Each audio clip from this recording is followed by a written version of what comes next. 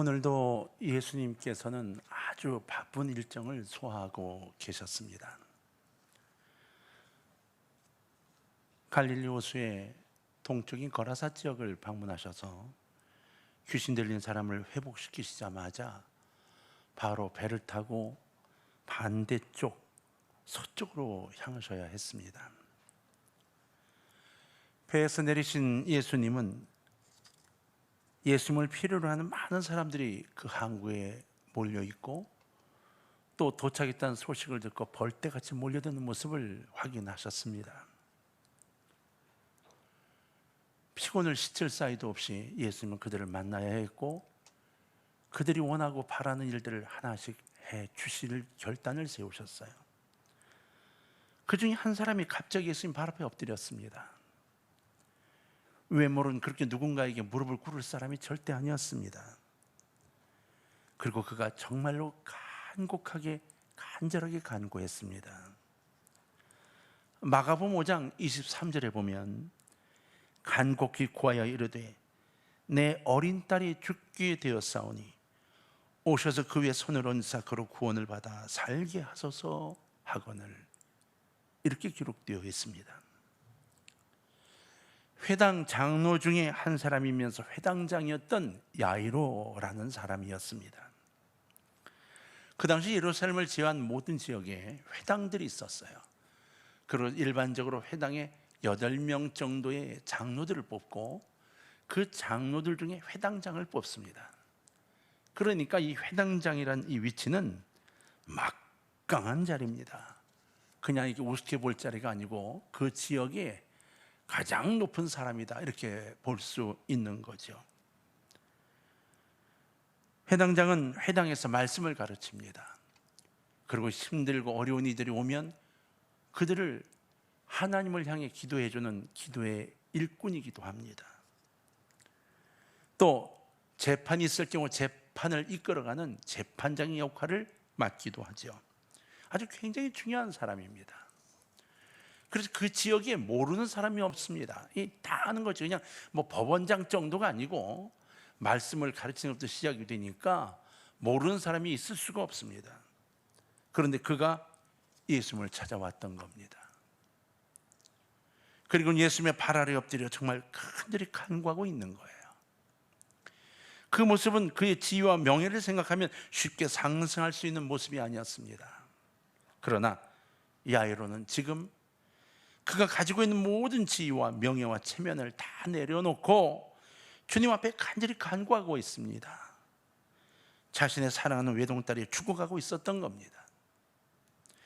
어떤 방법으로도 회복이 불가능했습니다. 그래서 야이로는 이 세상에서 찾을 수 있는 마지막 방법을 위해 예수님의 소문을 찾아 지금 이곳 한국까지 달려온 겁니다. 지금 회당장 야이로는 회당장으로서가 아니라 자기 어린 딸의 생명을 살리기 위해 마지막으로 붙들어야 할 마지막 희망인 예수님 발 앞에 엎드려서 자신이 가지고 있는 모든 것을 내려놓은 가여운 소녀, 이 아이의 아빠의 위치였던 겁니다. 어린 딸에 대한 사랑이 교만도 이겨냈습니다. 자존심도 던지게 했고 자랑도 다 던져버리게 만들고 권력도 던지게 했습니다. 야이로의 간절한 간구를 듣고 예수님이 그의 집으로 발걸음을 향하기로 결정하셨고 그리고 가자 말씀하셨을 때 야이로가 얼마나 기뻤을까요? 마지막 꿈, 예수님이 이제 내 딸에게로 간다는 겁니다. 손을 얹고 기도해 주신다는 거예요. 얼마나 기뻤을까요? 그런데 이 이동을 중간에 멈추게 한 사건이 발생하죠. 12년 동안 혈류증을 앓고 있던 한 여인이 예수님 옷에 손을 댐으로 말미암아 예수님의 자신의 능력이 나간 것을 알고 누구냐고 물으며 이 행진이 멈추게 됩니다. 그리고 예수님이 그 여인과 대화를 시작하게 됩니다. 그냥 당신이야 가시면 될걸, 중원 뭐 하며 구원을 받은 이야기부터 하나하나 이야기를 하고 계시는 거예요. 여인에게 구원을 받게 됐으니 평안히 가라, 내 믿음이 너를 구원했어 라고 축복의 이야기까지 다 하고 돌려보냅니다.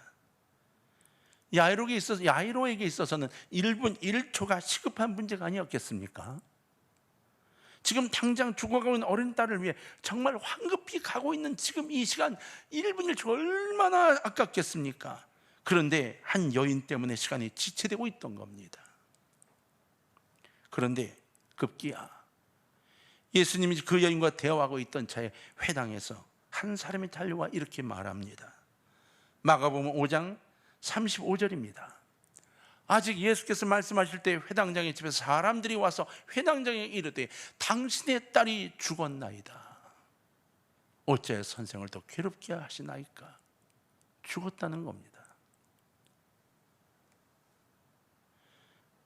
자신의 모든 것을 뛰어넘도록 사랑하는 딸이 죽었다는 겁니다. 수많은 원망이 그리고 생각이 머리에 넘치고 넘쳤을 겁니다. 이 여인이 끼어들지만 않았어도, 아니 예수님이 이 여인의 사건을 무시하기만 했어도, 죽어가는 상황이 아니었던 이 여인과 죽어가는 내 딸을 비교해도 내 딸이 우선인데 이 여인과의 대화를 멈췄더라면 옷가에 손을 댄 것이 뭐 얼마나 큰일이길래 그 얘기를 붙잡고 있는 동안 내 딸을 죽게 만들었을까? 야이로의 심정은 지금 무너지고 찢어지고 있는 겁니다. 우리들이 그렇지 않은 거예요. 하나님 대체 왜 저에게요? 하나님 도대체 왜요? 이게 뭡니까? 라고 묻는 경우가 얼마나 많습니까? 절망과 원망과 모든 슬픔의 감정이 야이로를 휩싸고 있었을 겁니다. 야이로의 심정은 무너지고 또 무너지고 있었을 겁니다. 사랑하는 성도님들, 우리의 삶이, 우리 신앙이 혹 이 야이로 같다는 생각이 안 드십니까? 우리가 살아가며 우리의 삶 속에 많은 일들을 겪습니다. 그런데 이런 때를 당하지 않나요? 더 이상 방법이 없네. 방법이 사라져 버렸습니다. 회복할 수 있는 마지막 기회마저 무너져 내렸습니다. 이젠 도저히 방법이 없습니다. 빚도 다 갚지 못했는데 몸이 말썽을 부리기 시작해 병원을 다니면서 병원비가 더 엄청나게 들게 생겼습니다. 집 한 칸 제대로 준비도 못했는데 회사가 나를 이제 필요로 하지 않는다고 나오지 않아도 된다고 연락을 해옵니다. 출근길에 회사가 조금 늦어 그래서 좀 달린다고 달렸더니 몸이 마음을 따라오지 못합니다. 반 달리기 대표 선수였었는데 숨이 막 이 턱에 차도록 얼마나 힘든지 눈이 노래지기 시작합니다. 그런 나 자신들을 발견하고 있지 않습니까? 이제 우리나라가 조금 살게 됐다고, 떵떵거리게 됐다고, 기펴고 살겠다고 생각했는데 정치나 경제가 그리고 질병이 우리를 공포 속으로 몰아넣고 있습니다. 이제는 어떻게 할 방법이 없다고, 다 무너져가고 있다고 생각하고 있는 우리들이 아닙니까? 지금 우리가 바로 그런 야이로의 마음이 아니냐고 묻는 겁니다. 그런데 아십니까? 지금입니다. 지금이야말로 우리가 주님의 말씀을 들어야 할 때입니다. 예수님은 그 야이로의 마음을 살피면서 말씀하셨습니다. 마가복음 5장 36절에 예수께서 그 하는 말을 곁에서 들으시고 회당장에게 이르시되, 누가 회당에 달려와서 죽었습니다 딸이 라고 하는 이야기를 들으시고 회당장에게 조용히 두려워하지 말고 믿기만 하라 이렇게 말씀하셨어요. 여러분 잘 들어야 합니다. 실망하는 야이로에게 뭐 하는 거야? 믿음 없이 믿기만 해봐 이렇게 야단치신 게 아닙니다. 조용히 야이로가 듣도록 걱정하지 마, 믿기만 해 하고 말씀하셨던 겁니다. 이 말씀을 듣는 여러분들의 마음은 어떻습니까? 지금 주님이 야이로에게 하신 말씀을 제가 읽어드렸는데 여러분 마음은 어떻습니까? 여러분이 갖고 있는 여러분 현실 속에서 여러분 어떤 마음이 듭니까? 야이로는 어린 딸의 죽음 앞에서 인간적인 무기력함을 인정하면서 모든 것을 포기하고 있었습니다. 인간적인 방법으로는 다 끝이 난 겁니다. 사랑하는 딸이 죽은 겁니다. 도저히 더 이상 방법이 없는 겁니다. 인간은 더 이상 방법을 찾을 수가 없는 겁니다. 의술로도 안 되고 아무것도 안 되는 겁니다. 그런데 주님의 일은 미안하지만 아직 진행 중이었습니다. 잊지 마십시오. 이 세상 모든 것들을 다 동원해서 끝이 났다 하더라도 아니요, 우리 주님이 우리에게 그래 끝났네 하시기 전까지는 끝이 아닙니다. 하나님 지금 넌 날 위해 무언가를 이끌어 가시고 준비하시고 진행하고 계시기 때문입니다. 야이로는 정신이 아득했습니다. 분명히 딸이 죽었다는데 이 주님이 전혀 요동치 않으십니다. 야이로는 이 말씀을 듣고 다시 한번 예수님을 바라보는 소망을 갖게 된 겁니다. 사랑하는 동강의 가족 여러분, 그리고 대구의 성도님들, 이 주님의 말씀에 여러분의 상황이 어떻든 간에 또 다른 소망을 갖기를 주의 이름으로 부탁합니다. 조금 전 12년 동안 혈루병을 통해 고생했던 한 여인을 고치셨던 바로 그 예수님이 자신을 바라보시면서 두려워 말고 믿기만 하라 말씀하고 계셨던 겁니다. 그러면 예수님은 지금 12살인 어린 딸을 살릴 수 있단 말인가? 정말 그렇단 말인가? 죽음 앞에서도 두려워 않고 믿기만 하면 정말 내 딸이 살아날 수 있다는 것인가? 이게 확고히 믿어졌을까요? 아닐 겁니다. 그러나 예수님의 말씀에 기대는 기대를 가지고 예수님을 따라 회당장 야이로는 집으로 옮기게 된 겁니다. 성경에 보면 야이로는 정말 아무 말도 예수님 앞에 하지 못하고 있습니다. 두려워 말고 믿기만 하라는데 이 대체 어떻게 될지를 모르는 겁니다. 이 엄청난 말씀 앞에서 대체 무슨 말을 할 수 있단 말입니까? 내 딸이 살아난다고요? 묻지도 못했습니다. 예수님이 베드로와 야고보와 요한을 데리고 야이로의 집에 들어가셨습니다. 자, 이제 현실로 돌아와 봅시다. 그 집은 원하는 사람들 그리고 통곡하는 사람으로 꽉 차 있기 시작했습니다. 아주 복잡하게 되어 있습니다. 그도 그럴 것이 야이로는 그 지방에서 아주 영향력 있는 사람이었다고 말씀을 드렸습니다. 그러니까 많은 사람들이 그 딸이 죽었다니까 급히들 달려와 그것에 모여든 겁니다. 왜? 누구에게 보이려고? 야이로에게 보이려고. 그는 울고 있었습니다. 통곡하고 있었습니다. 우는 것이 진짜 우는 게 아니라 우는 척에 통곡을 하고 있었다는 겁니다. 사람들 대부분이 다 슬픔에 잠겨 있고 그리고 그 분위기 전체가 침울해져 있는 겁니다.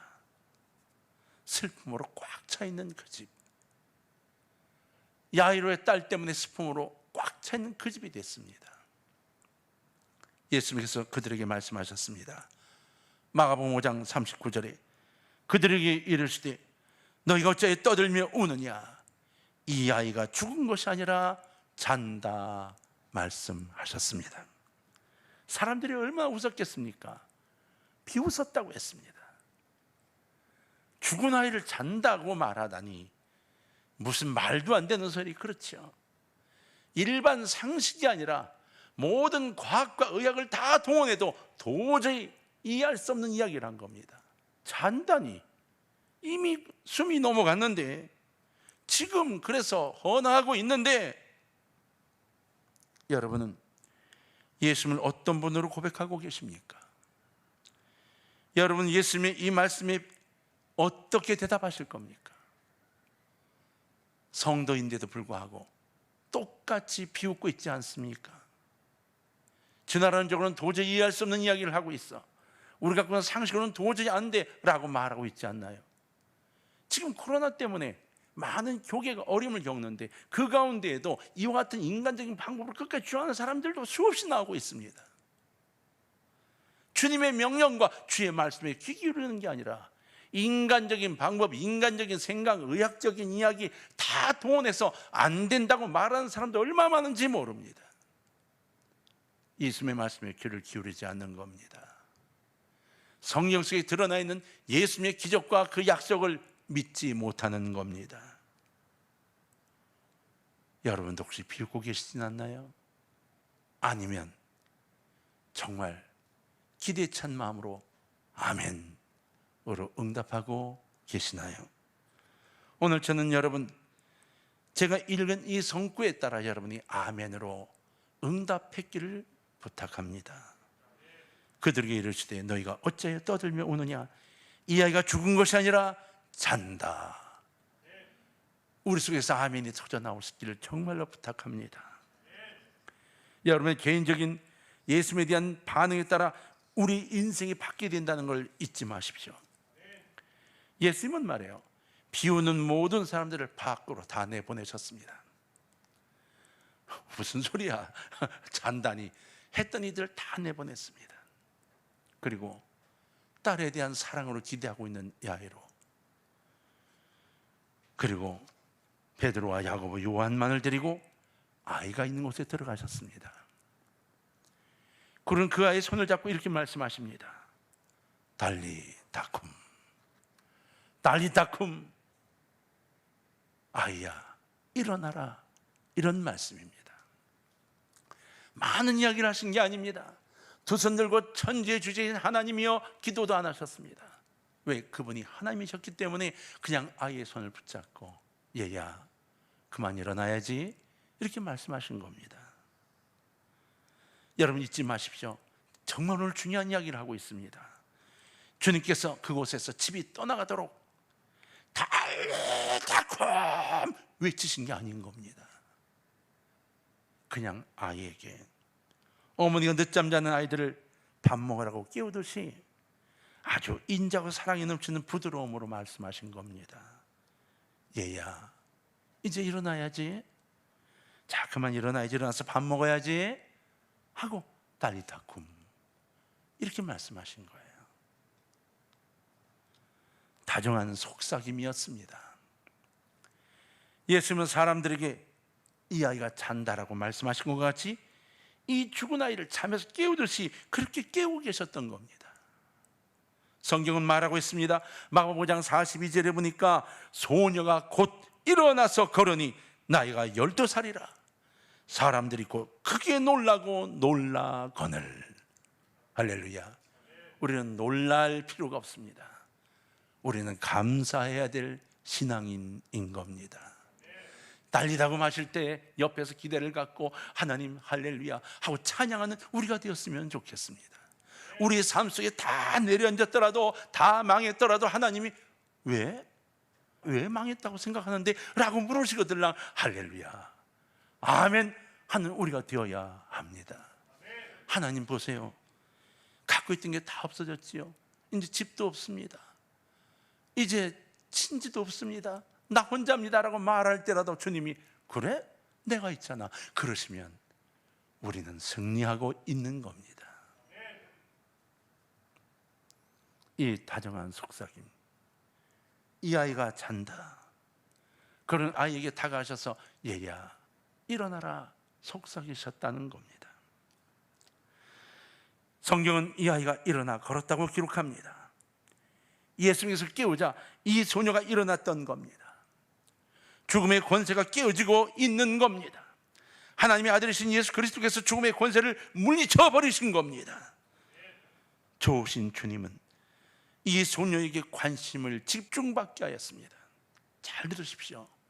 아이가 일어나 걸었습니다. 성경은 이렇게 기록합니다. 많은 사람들에게 조용히 하라고. 봤지? 이 아이가 살아나는 거 봤지? 이렇게 말씀하지 않았습니다.